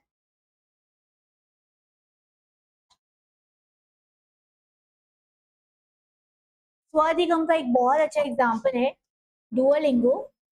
डुओलिंगो एक ऐसा ऐप होता है जिससे आप अंग्रेजी से लेके, फ्रेंच से लेके, स्पेनिश से लेके, जर्मन से लेके कोई भी भाषा सीख सकते हैं घर बैठे, है ना? आपको जाने की ज़रूरत नहीं है, आप घर बैठे सीख सकते हैं, ठीक है? फिर मैं आगे आती हूँ, ऑनलाइन टेस्ट देना इसका एग्ज़ाम्पल है। आप नहीं जा पा रहे हैं कोचिंग, पर आपने टेस्ट सीरीज़ जॉइन कर दी है, जिसके लिए भी आपको सेंटर जाने की ज़रूरत नहीं। आप घर बैठे ऑनलाइन टेस्ट दे सकते हैं। तो मान लीजिए आपका टेस्ट लगातार 4 दिन था, बीच में आपकी माता की तबीयत खराब हुई, आप घर चले गए, तो वहाँ बैठ के भी आप उस टेस्ट को दे सकते हैं। इससे आपकी पढ़ाई नहीं रुकेगी, है ना? तो ये आपका होता है ऑनलाइन टेस्ट। इसका एग्ज़ाम्पल है आपका टेस्ट सीरीज़ जो आपकी होती है। इसी तरीके से ई-बुक से पढ़ना, आप बुक नहीं खरीद रहे हैं, आप ई-बुक का यूज़ कर रहे हैं, घर बैठे खुद पढ़ रहे हैं, यूट्यूब से पढ़ रहे हैं, है ना? तो ये आपका स्व अधिगम है, ठीक है? उसके बाद नेक्स्ट में आते हैं सेल्फ लर्निंग कहते हैं इसको इंग्लिश में। फिर नेक्स्ट आपका आता है वर्चुअल लर्निंग या वर्चुअल लैब्स होते हैं। देखिए आजकल क्या होता है, जितने भी इंजीनियरिंग कॉलेजेस होते हैं उसमें वर्चुअल लैब की सुविधा होती है। मतलब अगर आपकी जो आपका जो सिस्टम है उसमें सी, सी प्लस प्लस मान लीजिए इंस्टॉल नहीं है, तो भी आप अपने बच्चों को वर्चुअल लैब के थ्रू पढ़ा सकते हैं। ये जो पहले ये आईआईटी, एनआईटीज़ जो हैं हमारे, उन्होंने की थी, है ना? तो आजकल आपको बस वर्चुअल लैब करके डालना होता है उस पर्टिकुलर सब्जेक्ट का, और उसके लिए आपको एनरोल करना पड़ता है एक साइट पे, और उसके बाद आप वर्चुअली उस चीज़ को घर बैठे सीख सकते हैं। मतलब आपको जैसे ऑनलाइन कंपाइलर होते हैं, मैं आपको थोड़ा बहुत इसका ज्ञान दे रही हूँ कंप्यूटर का, क्योंकि कंप्यूटर वाली हूँ। तो बस ये बताना चाह रही हूँ, जैसे आपको पाइथन सीखना है, आपने नाम तो सुना होगा पाइथन का। पाइथन एक ऐसी लैंग्वेज है जिस पे आजकल बहुत काम हो रहा है।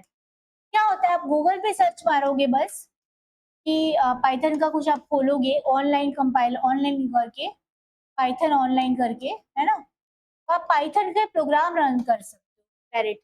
आपको अलग से बार-बार जो इंस्टॉल करने का जो झंझट था वो सब नहीं होगा। आप घर बैठे पाइथन रन कर सकते हो, है ना? अब हाँ, आपको प्रोजेक्ट बनाना है किसी चीज़ में, तब तो आपके पास लैंग्वेज होनी ज़रूरत है। पर सीखने के लिए तो आपको एटलीस्ट डाउनलोड नहीं करना पड़ेगा ना उस चीज़ को। तो ये जो सुविधा है ये आपको मिल गई है, इसको हम लोग कहते हैं वर्चुअल लर्निंग। मतलब वो चीज़ प्रेज़ेंट नहीं है, वो चीज़ की उपस्थिति नहीं है, पर हम उस चीज़ को फिर भी सीख सकते हैं नेट के थ्रू। इसका उदाहरण है वर्चुअल क्लासरूम और वर्चुअल लैब, जिसको मैंने अभी आपको बताया। मतलब आपका इंजीनियरिंग कॉलेज है और आपके यहाँ पे ये जो लैब्स हैं ये नहीं है, सी, सी प्लस प्लस, जावा ये सब नहीं है, तो आप वर्चुअल लैब के थ्रू उसको हर बच्चे को सिखा सकते हो, ठीक है? और वर्चुअल क्लासरूम भी इसका एग्ज़ाम्पल है। जैसे मैं कहीं प्रेज़ेंट नहीं हूँ, लेकिन कोई डमी है जो एजुकेट कर रहा है आपको, है ना? That is a virtual classroom. फिर आता है सिंक्रोनस और एसिंक्रोनस लर्निंग। 2 तरह की लर्निंग होती है। एक होती है सिंक्रोनस लर्निंग और एक होती है असिंक्रोनस लर्निंग। जब शिक्षक और विद्यार्थी एक ही समय पे एक जगह पे हैं, एक ही समय पर ऑनलाइन जुड़ते हैं, तब उसको कहते हैं सिंक्रोनस लर्निंग, यानी लाइव क्लासेस आपकी। आपकी जो लाइव क्लासेस आपके ऐप में चल रही हैं, वो आपकी सिंक्रोनस लर्निंग है। मतलब अगर मैंने बोला कि 3 बजे मेरी क्लास है, तो 3 बजे आपका प्रेज़ेंट होना ज़रूरी होता है। वो होती है आपकी लाइव क्लासेस, और लाइव वेबिनार भी होते हैं। आजकल बहुत सारे ज़ूम के लिंक आते हैं आपको।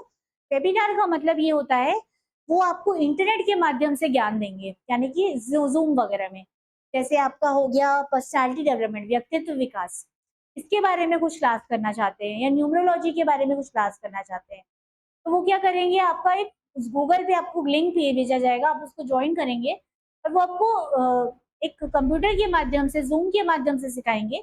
इसको कहते हैं वेबिनार। जैसे एक होता था सेमिनार, आप लोग को पता होगा। एक होता था सेमिनार और उसी का जो भाई है दूसरा, वो है वेबिनार। वेबिनार में मतलब समझो वेब का प्रयोग करके जो सेमिनार हो रहा है, दैट इज़ वेबिनार। ये आपका आईसीटी का बहुत ही इम्पोर्टेंट एप्लीकेशन है। मतलब अब मुझे ज़रूरत नहीं है कि मैं कोई हॉल बुक करूँ, कोई कॉन्फ्रेंस हॉल बुक करूँ या फिर कोई भवन बुक करूँ, तब जाके मेरा जो मीटिंग हो रहा है वो हो पाए ऐसा ज़रूरी नहीं है। अब मैं डायरेक्ट गूगल में लिंक क्रिएट करके वेबिनार कर सकती हूँ और ज़ूम का जो ये होता है, फ़ायदा होता है उसमें 100 पार्टिसिपेंट तक आप अलाउ कर सकते हैं। ऐसे बहुत सारी चीज़ें होती हैं, होती रहती हैं। का यूज़ नेटवर्क मार्केटिंग में भी बहुत ज़्यादा किया जाता है और कोई भी क्लास आपको शुरू करनी है, डांस की क्लास, न्यूमरोलॉजी की क्लास, तो आप ये सब चीज़ें यूज़ कर सकते हो, ठीक है? उसके बाद नेक्स्ट है आपका टॉपिक असिंक्रोनस। असिंक्रोनस में शिक्षक और शिक्षार्थी एक ही समय पे नहीं जुड़ते। यानी अब आपकी क्लास हो गई रिकॉर्डेड। अब वो रिकॉर्डेड हो गई तो क्या आपके लिए ज़रूरी है क्या कि आप उस बच्चे को बताओ कि मेरी क्लास इतने टाइम पे तुमको आना है? नहीं ना।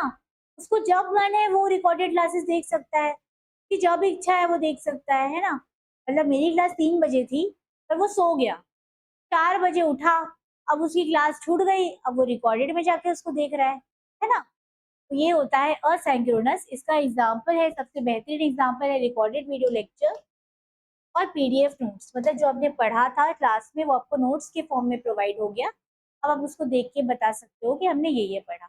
जब भी जो वर्ड सिंक्रोनस आता है ना आपके पास, इसको इंग्लिश में ऐसे लिखते हैं, इसका मतलब होता है टाइम।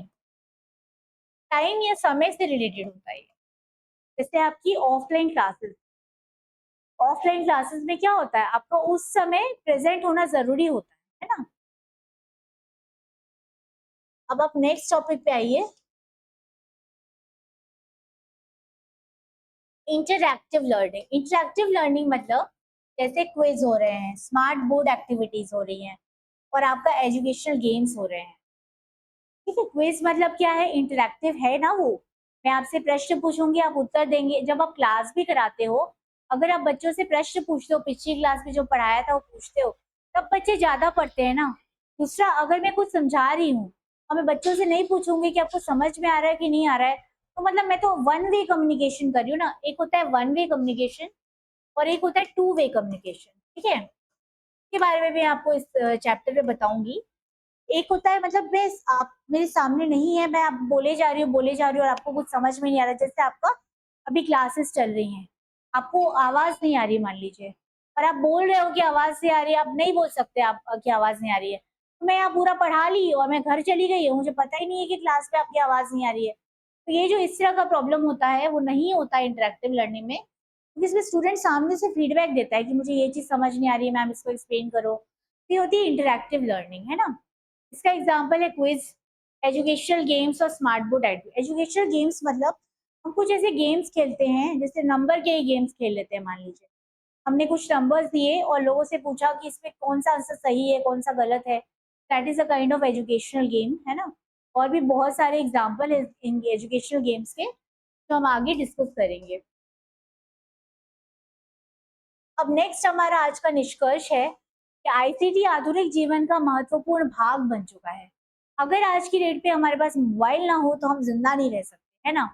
अगर हमने एक दिन कंप्यूटर नहीं चलाया तो चल जाएगा, लेकिन मोबाइल ना हो तो मतलब हमारी जान चली जाएगी, है ना? तो ये जो चीज है बहुत हमारी जिंदगी का हिस्सा बन चुका है।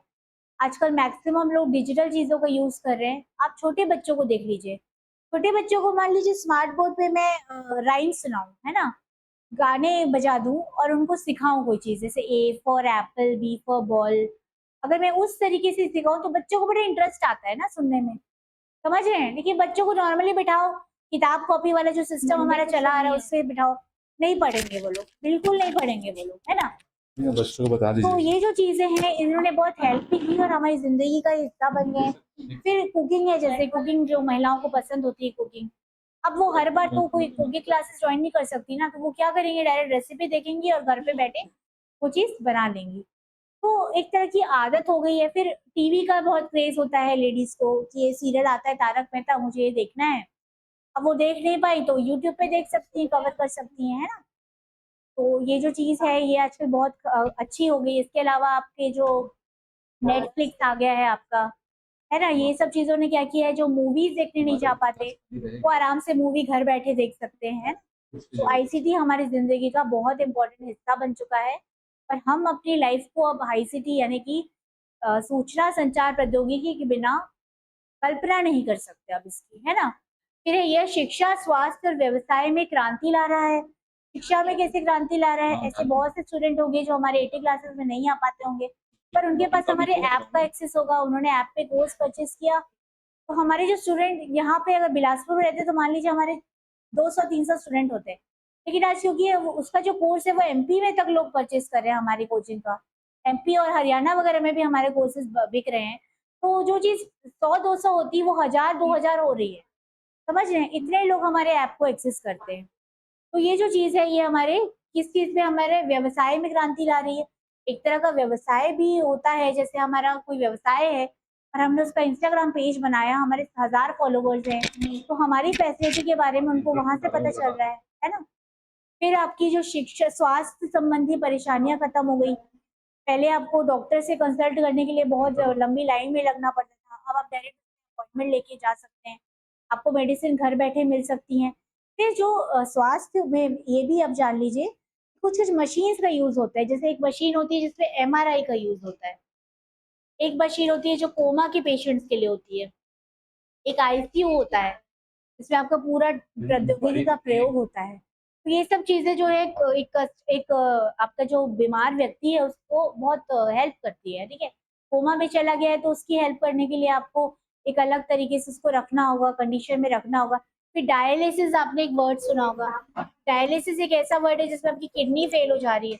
अब सोचिए किडनी फेल हो जा रही है तो वो इंसान कैसे जिंदा रह रहा है, फिर भी उसके मुंह से खाना जा रहा है, फिर भी वो डायलिसिस के जो अपने एक्सक्रीट मतलब जो उसका जो चीज वो मतलब जो हम एमिट करते हैं यूरिन वगैरह वो छोड़ रहा है, निकाल रहा है, तो वो जो चीज है ना वो आपका स्वास्थ्य संबंधी है। तो जो मेडिकल डिवाइस हम डेवलप कर ले रहे हैं आजकल वो हमारे बहुत ज्यादा क्रांति में आ गया है। और शिक्षा को तो क्रांति हो ही गई है, उसका सबसे बड़ा एग्जाम्पल मैं हूँ और 80 क्लासेस है ना। फिर भविष्य में आईसीटी का महत्व और बढ़ेगा, क्योंकि आईसीटी एक ऐसी चीज है और विज्ञान एक ऐसी चीज है जिसका सही जगह प्रयोग करें तो ये हमेशा सही है।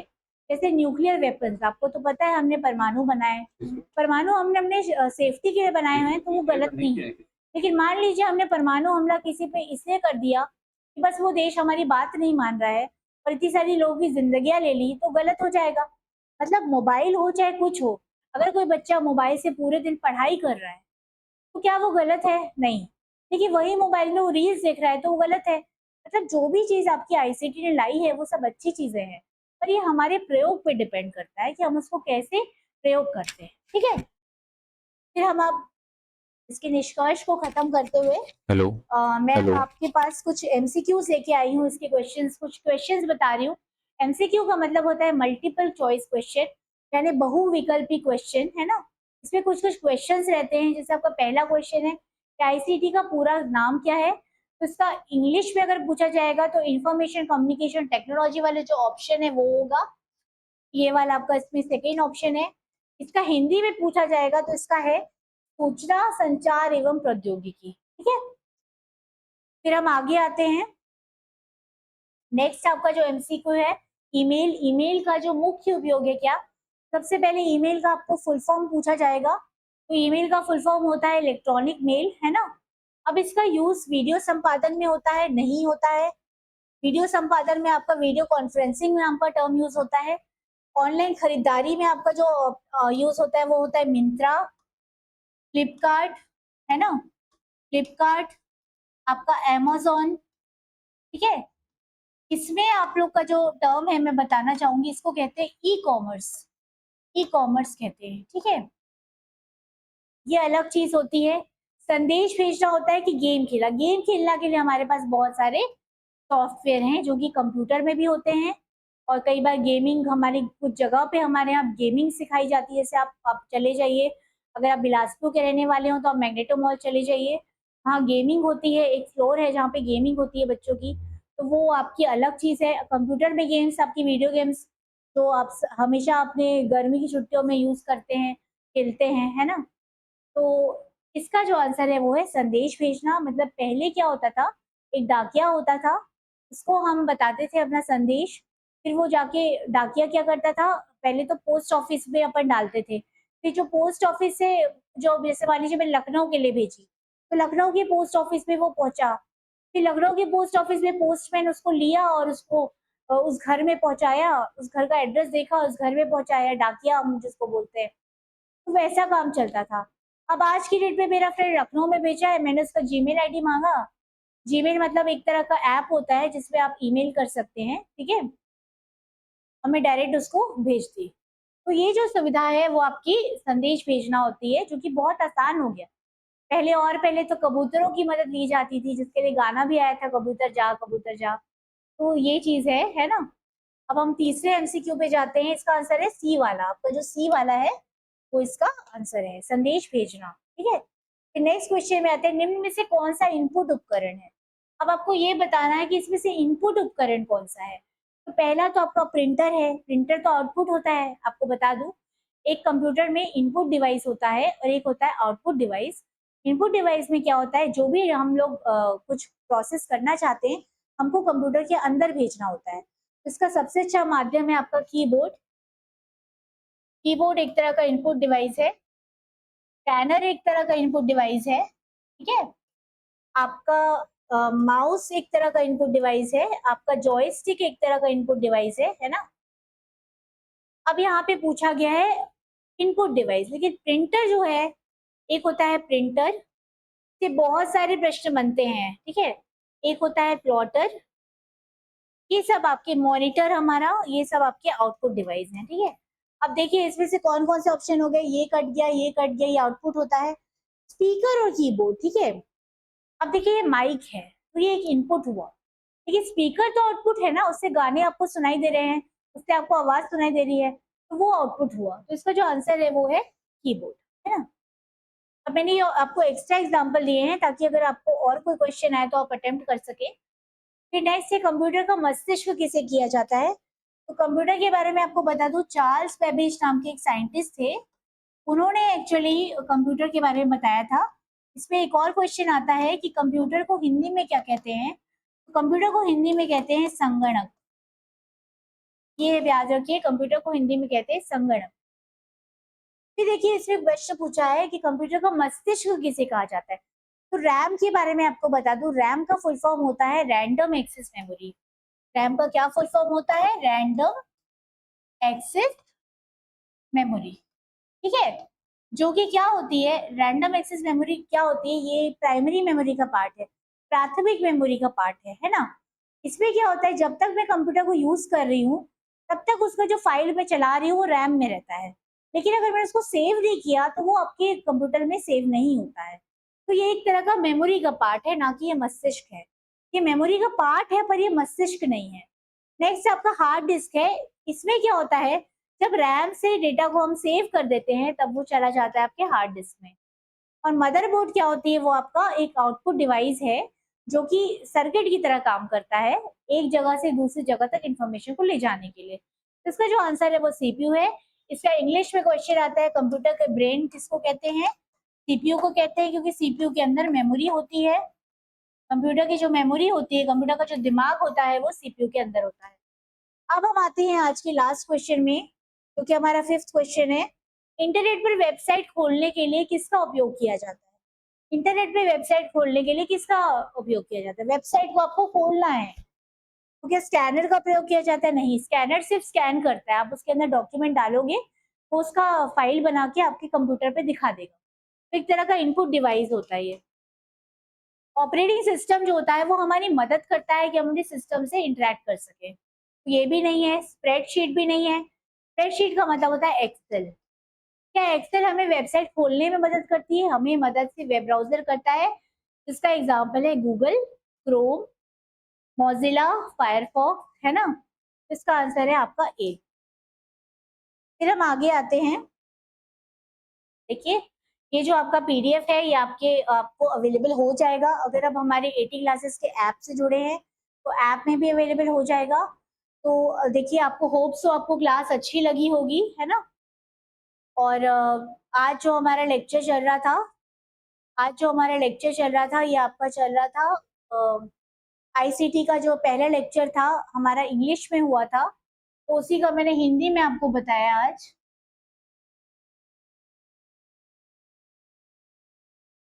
ठीक है, अब ये देख लीजिए, ये मैं आपको एंड में बताती हूँ। ये 80 क्लासेस है। 80 क्लासेस आपके गांधी चौक बिलासपुर में है। इसका जो एड्रेस है वो है स्वामी आत्मानंद के अपोजिट। यहाँ पर ये सब क्लासेस सेट के लिए चल रही हैं, mathematical science, chemical science, physical science, life science, commerce, है ना। और हिंदी, इंग्लिश, कंप्यूटर साइंस की बैच मैं लेती हूँ, ऋचा शुक्ला, पेपर 2। और इसके अलावा पॉलिटिकल साइंस यानी हमारे राजनीति शास्त्र, इकोनॉमिक्स यानी हमारा अर्थशास्त्र, और सोशियोलॉजी यानी सामाजिक विज्ञान, है ना। और ये जो है मैथमेटिकल साइंस यानी गणित, केमिकल साइंस यानी केमिस्ट्री यानी कि रसायन शास्त्र, फिजिकल साइंस यानी भौतिकी, लाइफ साइंस यानी हमारा जीव विज्ञान, या आपका जूलॉजी हो गया या बॉटनी होगा, ये सब आपके इसमें आ गए। कॉमर्स मतलब हमारा बी कॉम, एम कॉम वाले जो स्टूडेंट्स हैं उनके लिए, एम कॉम वाले स्टूडेंट्स के लिए। तो इन सब का पेपर 2 का बैच स्टार्ट हो गया है, तो जल्दी हमारे यहाँ जुड़िए। और पेपर 1 की भी तैयारी आपको इसके साथ कराई जा रही है ना। तो पेपर 1 जो है उसपे आपके 10 यूनिट हैं, जिसमें से कि जो 8वां यूनिट है आईसीटी वो मैंने शुरू किया है। और इस पे आपको आपकी फैकल्टीज जितने भी हैं उसमें मैं अपने बारे में बता दूं, मैं 5 साल एक्सपीरियंस हूँ। और मेरा जो एक्सपीरियंस है उसके साथ मैंने गेट क्वालिफाई किया है, ठीक है। और इससे पहले मैं सीटेट एग्जाम भी क्वालिफाई कर चुकी हूँ, क्योंकि शिक्षक भर्ती का एग्जाम है ना। और बेसिक टू एडवांस पढ़ाने का मतलब है हमको, आपको बिल्कुल भी नहीं आता मान लीजिए कंप्यूटर के बारे में, तो हम वहां से शुरुआत करके आपको पढ़ाएंगे। तो वैसे अगर आपका जो सब्जेक्ट है उसमें आपको बेसिक से पढ़ाएंगे। तो और दूसरा, अगर मान लीजिए मेरा क्लास आप मिस कर गए तो आपको रिकॉर्डेड लेक्चर मिल जाएंगे। और इसके अलावा आपको प्रीवियस ईयर के क्वेश्चंस भी मिलेंगे, जैसे मैंने अभी 5 क्वेश्चन आपको सॉल्व कराए, ऐसे मैं आगे और सीरीज लेके आऊंगी एमसीक्यू की। और आपको रेगुलर टेस्ट सीरीज है जो कि अभी थोड़ी देरों में लॉन्च होने वाली है, ताकि आप टेस्ट सीरीज ज्वाइन करके घर बैठे क्वेश्चंस अटेम्प्ट कर सके, जैसे पिछले 10 सालों में आए हैं, ठीक है। तो इसी के साथ धन्यवाद।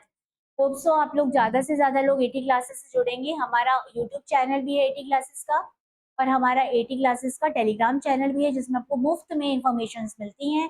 उससे जुड़ जाइए और अपनी तैयारियों में लग जाइए। धन्यवाद।